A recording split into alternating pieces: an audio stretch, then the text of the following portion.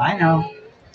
Well, okay, I'm going to introduce you to my co-host. He's also been the host of The Tonight Show since February 17th, 2014. Here he is, Mr. Jimmy Fallon. Oh, hey there. You made it. Welcome to the Universal Studio Tour. I'm Jimmy Fallon. I'll be making sure that you get through this experience in one piece. You've got the very best guide Mike, and the greatest driver. Jerry, They're the best. I love them. Even though Mike. owes me $5. I know you guys are excited to get on the tour, but first, a few safety rules. Well, thank you, Jimmy. Okay, folks, here are the safety rules. First, if you need any guest assistance or have a medical emergency, or if you drop something of value off the side of the tram, or you have any sound or video issues, reach up, grab that red emergency cord. It runs along the center of the ceiling of the tram. I will be back to assist you as soon as it is safe to do so. Otherwise, during the entire tour, please remain seated, keeping your arms and legs inside the vehicle at all times. Our studio is private property. Anytime during the tour you drop your phone or you just cannot wait to use the restroom, for a couple examples, gently pull the cord, remain seated. Please no smoking of any kind during the tour. Be prepared. Our tour today features loud noises, fire effects, and many water effects, so you may get wet. We will also experience sudden tram movements. Secure your personal belongings. Hold on for your safety and those around you. Please do not use selfie sticks while you are on board. And if we're in an animation and we get a knee cord pull, just for safety purposes, we're never allowed to get off the tram while in the animation. And if you're sitting in your row on either end by these gates, do not put your phones or valuables in any open outside pockets. Only because with the movements on the tour, those items could slip out. That's it for the safety rules. All right. We are headed to the front lot via the Universal movie timeline. You notice the posters on the right? Well, they represent a few of the thousands of movies that we've entertained you with over the years. Oh, keep looking on the right. See this white building? This is a real Fire Station 51. And we salute the firefighters and the first responders. We so appreciate what they do on a daily basis. First soundstage is coming up on the left, soundstage 12, where Taylor Swift filmed the music video for her song Me. On your screen, some of the movies which also filmed inside soundstage number 12.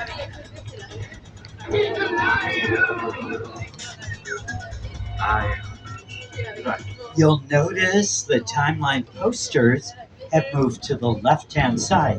One of them coming up on the left is for Oppenheimer, our Academy Award winning Best Picture of the Year.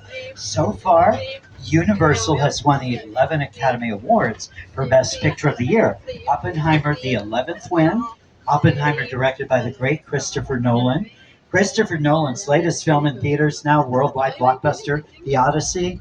It's going to be up for quite a few awards. Mark my words, at the end of the year. But right now, we are headed into the heart of the front lot here at Universal Studios. Universal Studios was founded in 1912 by Carl Laemmle. You see Carl Laemmle up on the screen, our founder. Motion picture production started out on the East Coast, New York, New Jersey, and then the filmmakers slowly made their way west. We've been out here in Southern California since about 1914. On the left, we're going past a row of sound stages on the front lot. You know, Universal Studios is part of NBC Universal, one of the world's leading entertainment companies, which includes Universal Pictures, Focus Features, Peacock, and NBC Television.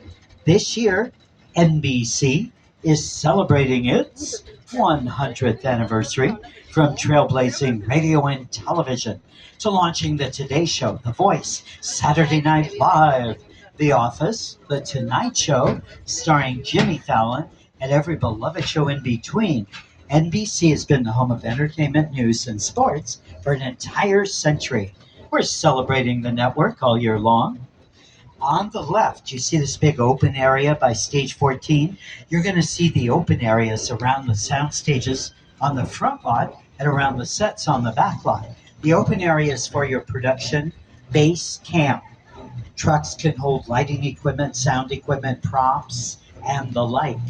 Well, we have more front lot sound stages coming up on your right hand side. 16 and 17 on the right, used for the fifth and final season of Hacks, the Universal television production, which streams on HBO Max. Just broke a record for Primetime Emmy nominations, got a total of 24, the most for one season of a primetime comedy. Now keep looking on the right.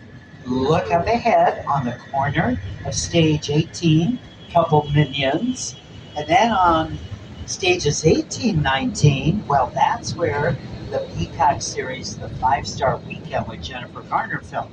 When they filmed here, their base camp was on the left, where you see another big open area. Always try to keep the base camp close to where your production films.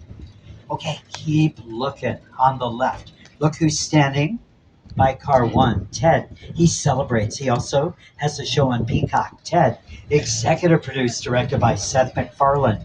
Do you notice behind Ted's smaller buildings? These are bungalows. They used to be dressing rooms to big stars, like Lucille Ball, like Paul Newman, but now they are production offices in the production bungalows. Some of Hollywood's top writers, directors, producers come up with an idea for a script. That would be in the pre-production phase, where you get everything ready.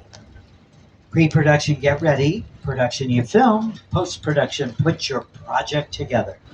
Some of the production companies you'll find in the bungalows on the left include Mark Platt Productions, who brought Wicked and Wicked for Good to movie theaters. Alfred Hitchcock's bungalows coming up on the left. Bungalow 5195. Alfred Hitchcock, the master of suspense. He directed classic movies.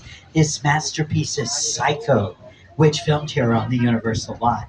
Okay, left side, 5195. Now the De Laurentiis company uses the Hitchcock bungalow. Coming up on the left, last two sound stages on the front lot, stages 25, 26. They're in the back of this complex, and they're home to the NBC comedy St. Denis Medical. Now, they've been filming in 26, so if their wigwag is on, I'm going to get off the mic so my voice doesn't pick up on the soundtrack. They're recording inside the soundstage. Just take a peek around this corner. Okay, no wigwag. So, we are now saying farewell to the front lot, going to bring you to the back lot.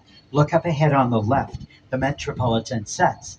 The buildings are facades, the front and side of the building, but there's really nothing inside or on the back, a facade.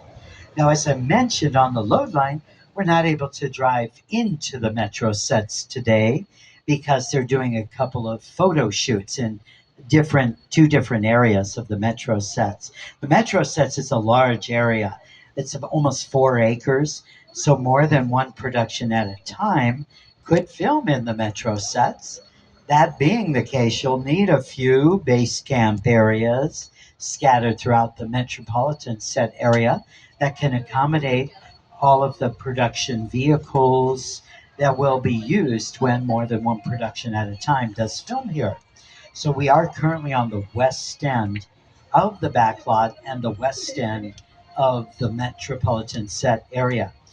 When we go up the hill in a moment, look to your left. You're going to look down the west end of New York Street. It's a very long street. This is the west end. It goes all the way the length of Metro to the east end. Over the years, a lot of productions have made our Metro sets look like New York City. New York City plays a big role in the story of King Kong. Well, we are headed up to King Kong 360. Here is Academy Award winning director of Universal's 2005 film version of King Kong, Mr. Peter Jackson. It's the original King Kong that made me want to direct movies. I saw that movie on TV when I was about 8 or 9 years old, and I wanted to become a filmmaker. I like films that just take you away from your real life and sweep you up an adventure. And to me, Kong literally does that. I mean, you're on board the ship, you're sailing to a lost island, you're encountering monsters and creatures from prehistoric times. So I was thrilled when Universal invited me back to Skull Island. And it's great to have you along for the ride. We're about to return to Skull Island. All right, folks, adventure awaits us. Please remain seated and hold on. Now, we often get asked, what are we going to see going into Skull Island? Here once again, Peter Jackson. The Universal tram is winding its way through a very rough, narrow trail in Skull Island, allowing the visitors a little sneak peek at some of the wildlife of Skull Island. In a sense, this is like a mini sequel, a mini continuation. We're just taking the Kong and Skull Island and the dinosaurs that we established in our feature film. And this is, another day, another incident on Skull Island, using the creatures and the character and personality of Kong as he appeared in the movie. Peter Jackson's version of King Kong stars Naomi Watts, Adrian Brody, and Jack Black. And now let's return to Skull Island. An island hidden in fog.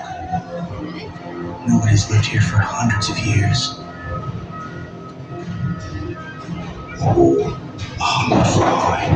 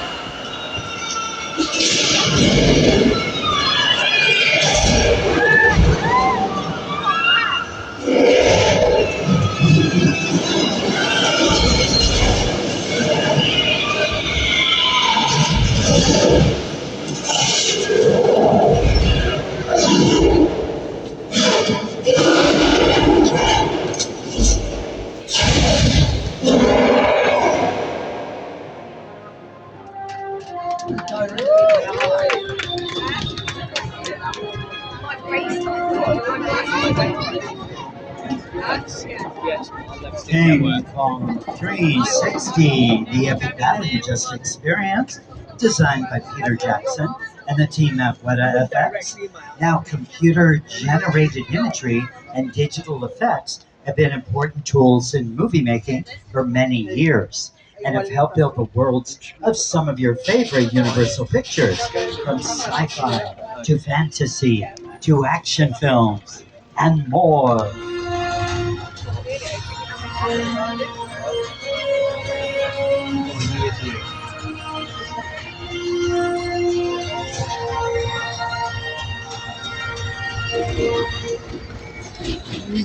So we are going to go from the west end of the metro sets to the east end. So you will see how large the metropolitan set area really is. And we'll be going by a couple of the base camp areas that are used. In fact, there's an actual base camp, a couple of them coming up. On the left, you'll see a brick wall area with white trailers, production trailers. That's the base camp for St. Denis Medical on your left there. Always try to keep that base camp close to where your production films. And then the two photo shoot projects that are working the metro sets, they're utilizing a lot of this bigger base camp you see as we pull down the road.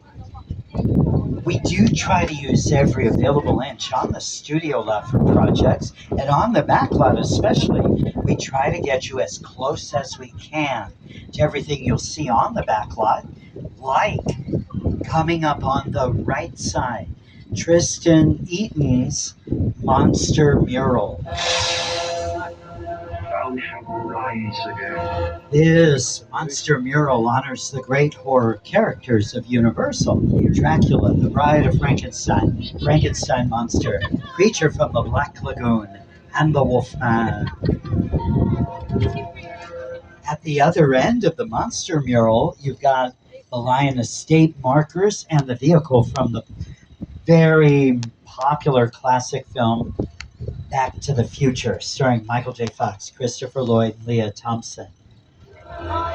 Well, we made it to the east end of Metro. Look to your left, another big base camp area.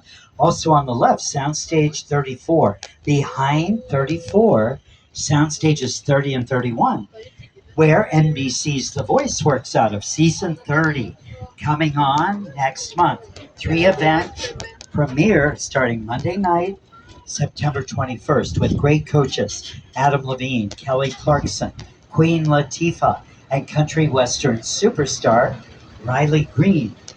Reba McEntire has been a voice coach. She's a great country western superstar. She works on the NBC comedy Happy's Place on the left in Soundstage 33. Hey there, I'm Reba McEntire, and welcome to Happy's Place. We shoot our heartfelt comedy right here on the Universal lot. Now, unlike most TV shows, we are a multi-camera sitcom, meaning several cameras capture every scene from a different angle all at the same time. Each episode takes about a week to make, from the first read-through of the script to rehearsals to taping in front of a live studio audience. And let me tell you, every step is a blast. Enjoy the ride, and we'll see you at Happy's Place. Thank you, Reba. Now we are headed to one of the most historic locations on the backlot, Little Europe, famous for where we film those classic Hollywood monster movies, starting back during the silent days. Movies like 1923's The Hunchback of Notre Dame, 1925's The Phantom of the Opera, both starring the legendary Lon Chaney. We stretched our love for the horror films and the monster movies into the sound era. Two early sound films, both opened back in 1931, helped put Universal on the map. And those two movies are I am Dracula. Dracula with Bela Lugosi and Frankenstein, starring Boris Karloff as the Frankenstein monster.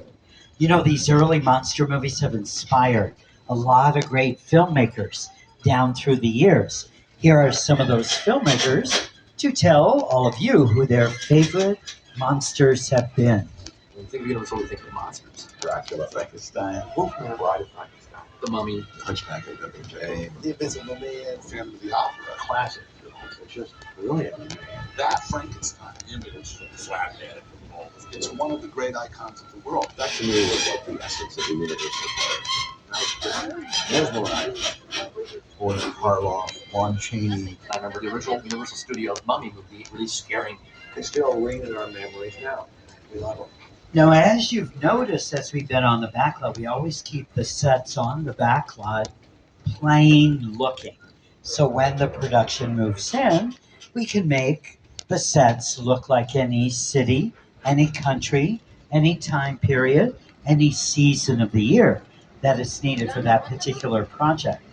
There is a section of Little Europe that's recently been added. On your left, you see the white wall area. Well, this has been added for the Peacock series Dig, which stars Amy Poehler and Hugh Laurie.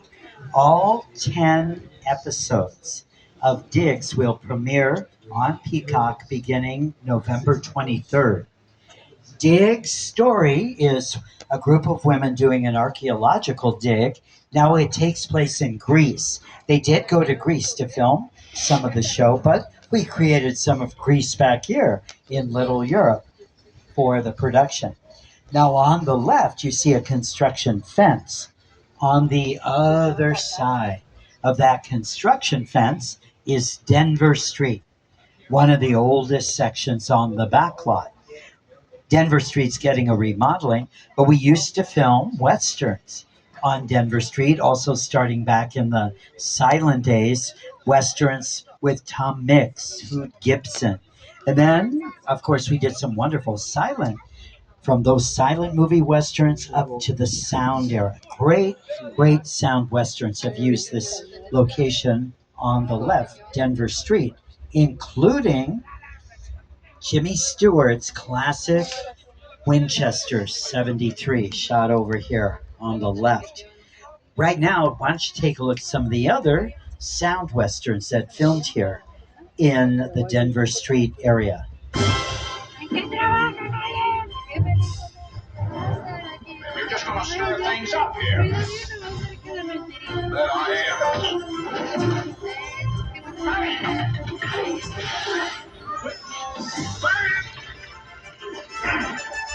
How dare you hit that man? Now, if you look up on the screens, you see that structure behind the horses. That used to be on Denver Street. We had the old Western facades lining both sides of Denver Street from this end all the way up to the other end.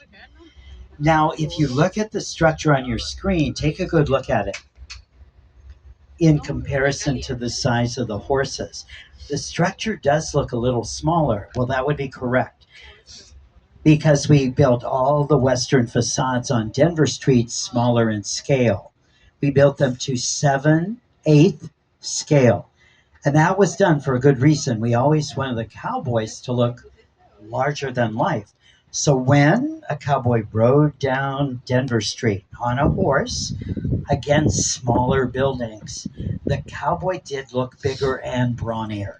So we created a Hollywood illusion with that.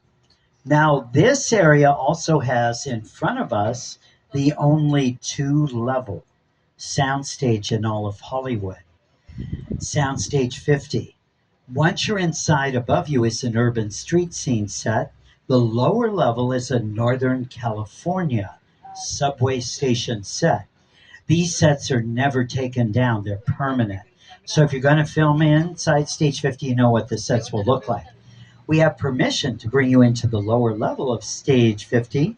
So as we enter, please remain seated and hold on. And remember, once inside, we're on the lower level. Above us would be an urban street scene set. And again, the lower level Northern California subway station set. This set is also a hot set, fully dressed, ready for filming. So for production to begin, you would hear "Places Please," quiet on the set, rolling. You're rolling the film in the camera. And then there's one more word you're going to hear before production begins. Very important word it is. Action. Once again, everybody, hold on.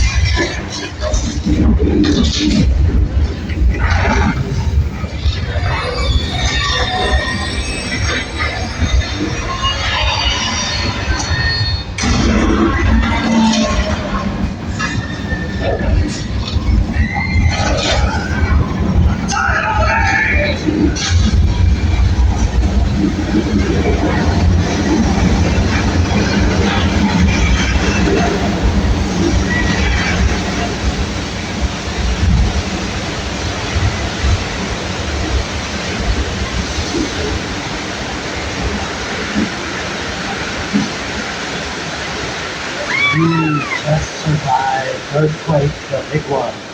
The animation inspired by the 1974 Universal film Earthquake, starring Charlton Heston. Now, as we exit stage 50, up ahead on the right is our current western area, Six Points. Some of Six Points is getting remodeling, and we are about halfway through the tour. How about that? Just going to remind everyone, please remain seated during the entire tour. Studio, private property, anytime during the tour you drop your phone or you just cannot wait to use the restroom, pull the red cord to get my attention. I will be back to assist you as soon as it is safe to do so. Now, on the backlot, we travel great distances, but in a short amount of time. From the west, we're headed out east to Amity Island. Okay, get your cameras out. This is a once a year event when they refurbish Amity Island. So they've drained the lake, and you get a wonderful picture of behind the scenes of our Amity Island Jaws attraction. You see the shark out of the water. Shark is getting a facelift. This is really behind the scenes look. Now, if you're looking at the sets, you also might get the feeling that you're in Cabot Cove, Maine, and that would be correct. This area used for the late great Angela Lansbury's hit CBS show Murder, She Wrote, had a very successful 12-year run as a series.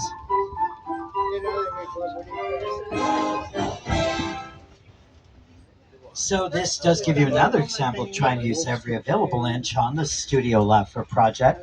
Now the structures at Amity Island, Cabot Cove, Maine, basically the facades, front side of the home, nothing inside around the back. Well, what would happen if you had a scene inside, for example, Jessica Fletcher's house? That's a great question. Then you would build the indoor sets for the house inside sound stages on the front lot. And that's where you'd film the indoor scenes. And then in post production, you edit the scenes together.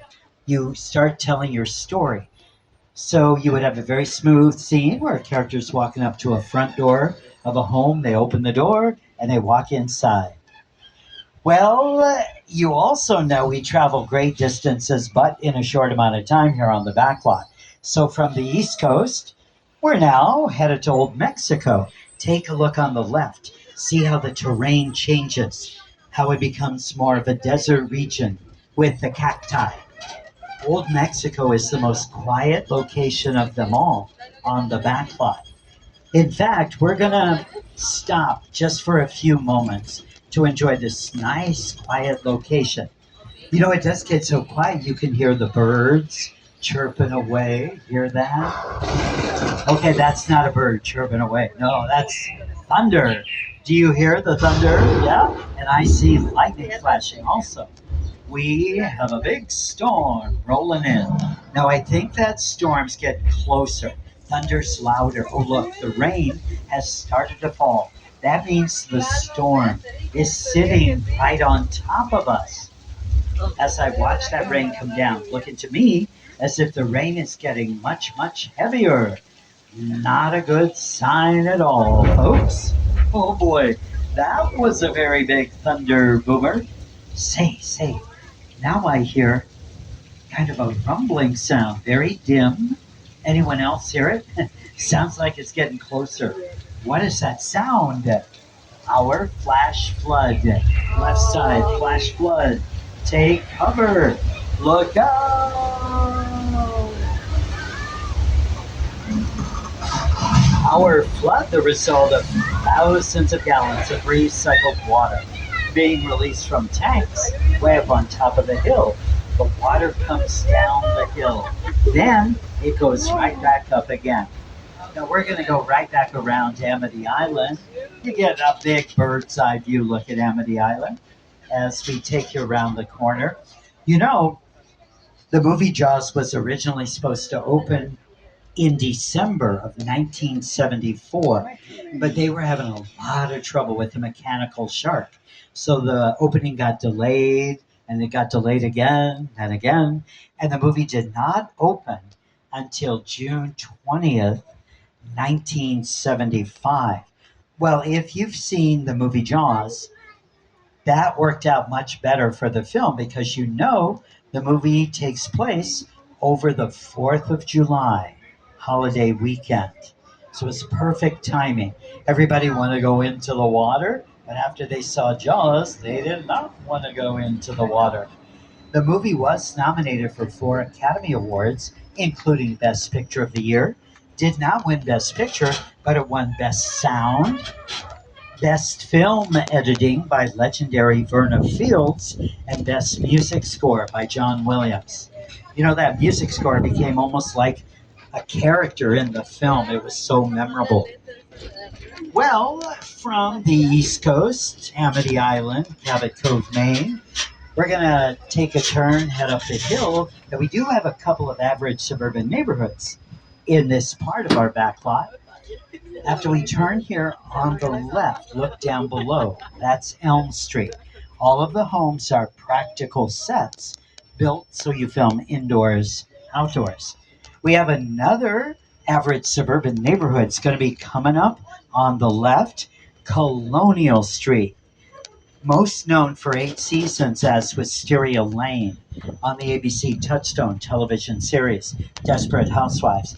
Now, we're not able to drive down Colonial Street today because they're doing the pre-production for Keke Palmer's show, The Burbs. They've got picked up for a second season. Why don't you take a look now at The Burbs?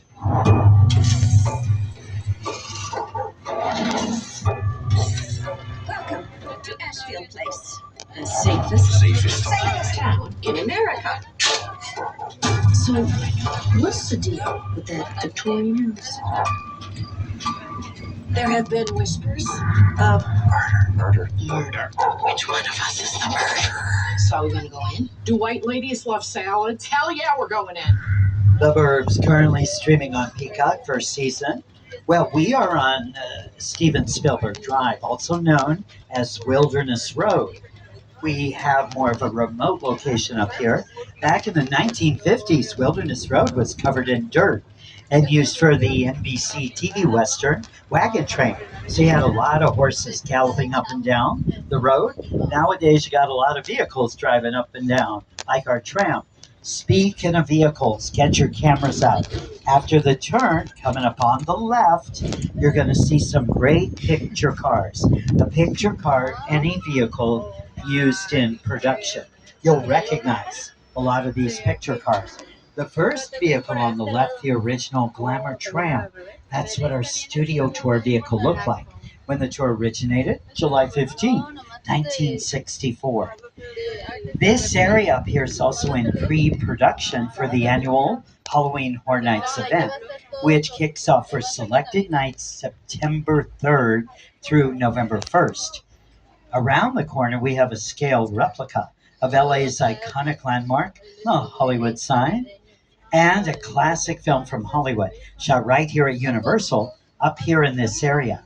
The movie, Alfred Hitchcock's Psycho. Coming up on the right, two of the most iconic sets ever created. On the other side of the Horror Nights fence, the Bates Motel, and up above, Norman Bates' house. We'll take you by the house. This movie, Psycho, caused a sensation when it opened in theaters back in 1960, starring Anthony Perkins as Norman Bates and Janet Leigh as Marion Crane. This movie is for adults, but it still holds up after all these years. Oh, guess what? Norman Bates is home. He's on the porch of the house. We'll say hi. Oh, Norman looks kind of upset. Maybe he's having a bad day. We'll go around the corner and leave Norman alone. I'm sure that we have nothing at all to worry about.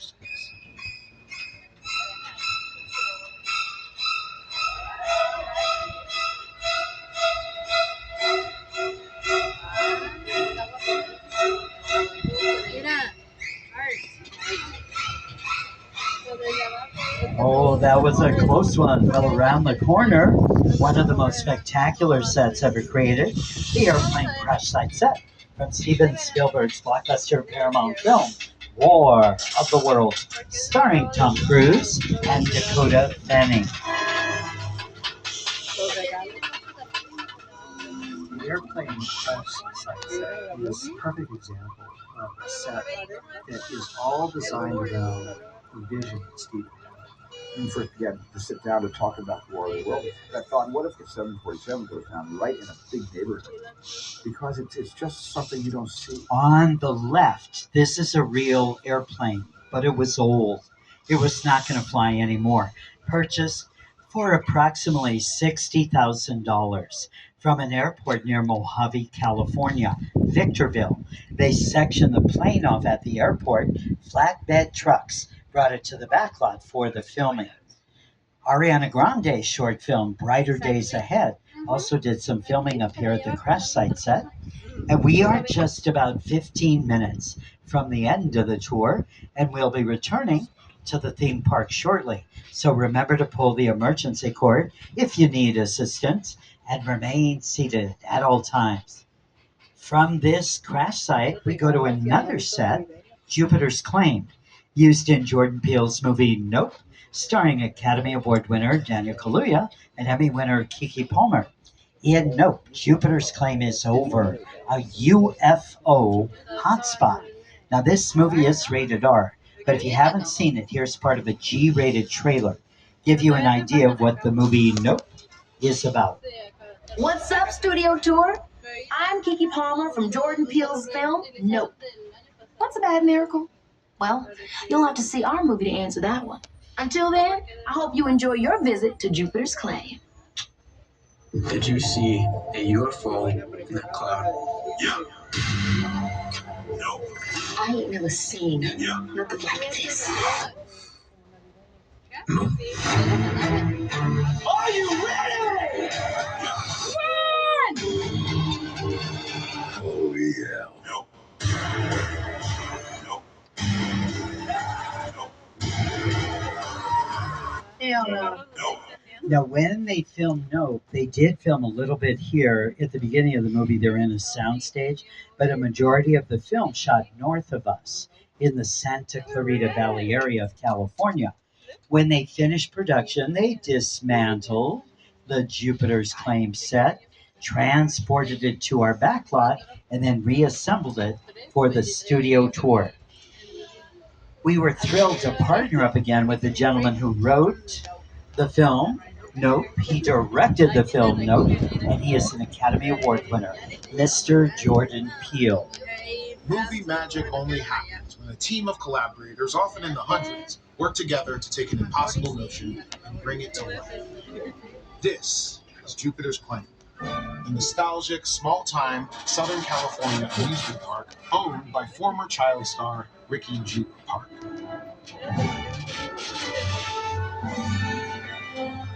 Over there, look into the winking well and have your picture taken just like the kids in that old 90s movie Kid Share. That's what this whole place is loosely based on. Remember that one? No? Why? A little further down, you can see the brand new Star Lasso experience. Built to showcase an unbelievable new live show. It's not looking so live anymore. Anyway, behind this Hollywood fantasy of gold rush frontier town lies a sinister secret. It is smack dab in the center of a UFO hotspot. What's a bad miracle? Welcome to the world of no. Now be very quiet. There might be a UFO in the area.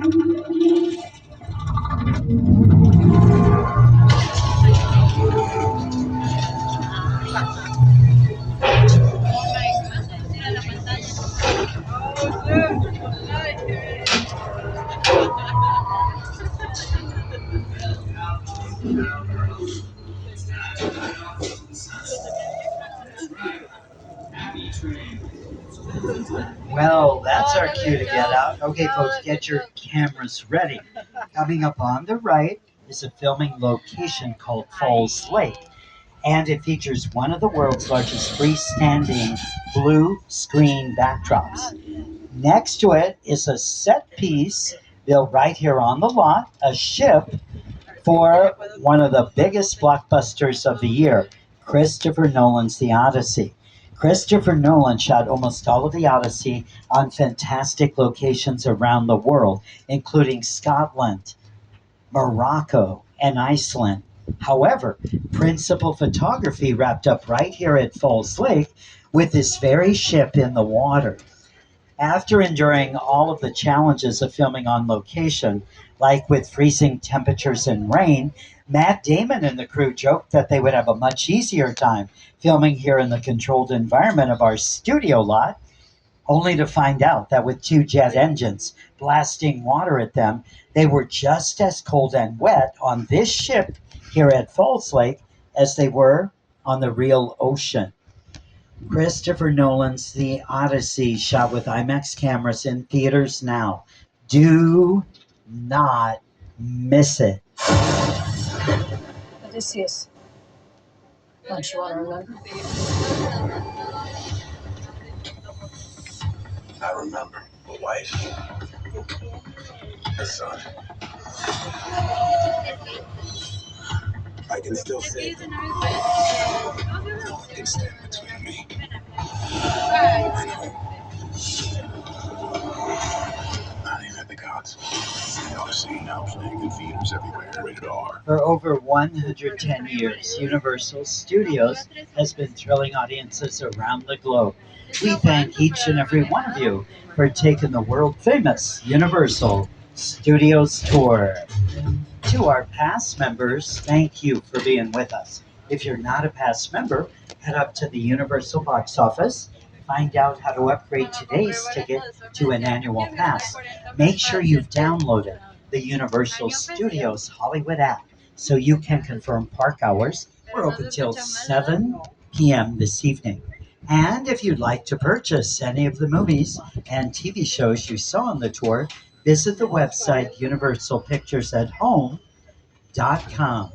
And don't forget, officially opening here later this year, Fast and Furious Hollywood Drift roller coaster. It's going to be awesome. Speaking of awesome, please give our driver Jerry a big round of applause. He did a great job. Thank you, Jerry. Now, when we get to unload, they're going to open the gates. Please watch arms, legs, fingers, toes. When the gates open, watch your step. I'll be in the plaza area if you have any questions. If you need a restroom, once you're off the tram, head back toward the other end of the sidewalk on the left-hand side, opposite the escalator you came down on. That's where you'll find the bathrooms.